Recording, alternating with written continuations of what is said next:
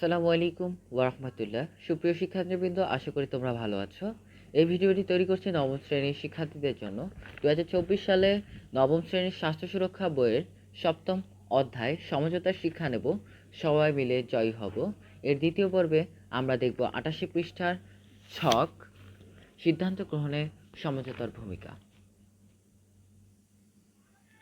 তোমরা যারা এখনও অন্যান্য বিষয়ের ভিডিওগুলো দেখোনি, তারা আমাদের চ্যানেলে প্লেলিস্ট অপশন থেকে ঘুরে আসতে পারো। সেখানে তোমরা স্বাস্থ্য সুরক্ষা, ইতিহাস ও সামাজিক বিজ্ঞান, গণিত এবং জীবন ও জীবিকা প্রতিটা বিষয়ের জন্য আলাদা আলাদা করে প্লেলিস্ট পেয়ে যাচ্ছ। সেখান থেকে তোমাদের যে বিষয়ে ভিডিও দরকার তা তোমরা সহজেই দেখে নিতে পারবে।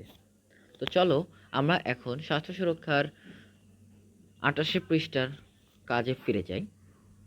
88 পৃষ্ঠার কাজে রয়েছে সিদ্ধান্ত গ্রহণের সমঝোতার ভূমিকা।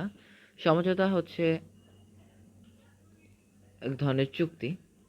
তো প্রথম ভূমিকাটা লিখেছি, বিভিন্ন মতের মধ্য থেকে সর্বোত্তম মত গ্রহণ করা যায়। 2 নাম্বার হচ্ছে বিরোধপূর্ণ বিষয়ে একটি শান্তিপূর্ণ সমাধানের পথ সৃষ্টি হয়। 3 নাম্বার লিখেছি, একাধিক সিদ্ধান্তের মধ্য থেকে সবচেয়ে ভালো সিদ্ধান্তটি গ্রহণ করা যায়।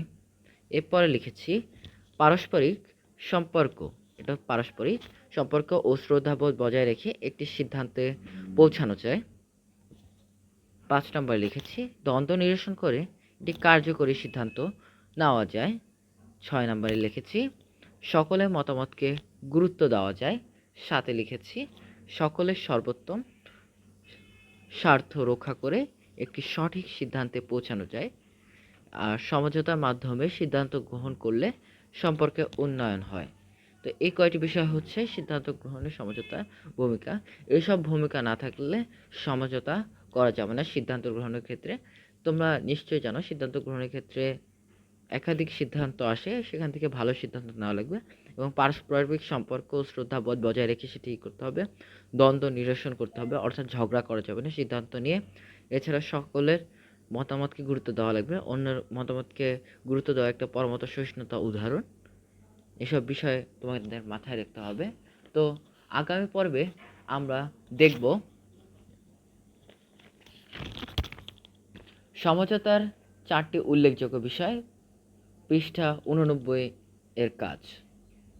তো শিক্ষার্থীরা এতক্ষণ তোমরা দেখলে স্বাস্থ্য সুরক্ষা নবম শ্রেণী সপ্তম অধ্যায়ের 88 পৃষ্ঠার ছক,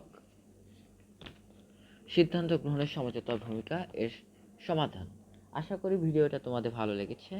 ভিডিওটা ভালো লাগলে লাইক, কমেন্ট, শেয়ার করে পাশে থাকবে। আজ এখানেই বিদায় নিচ্ছি। আল্লাহ হাফেজ।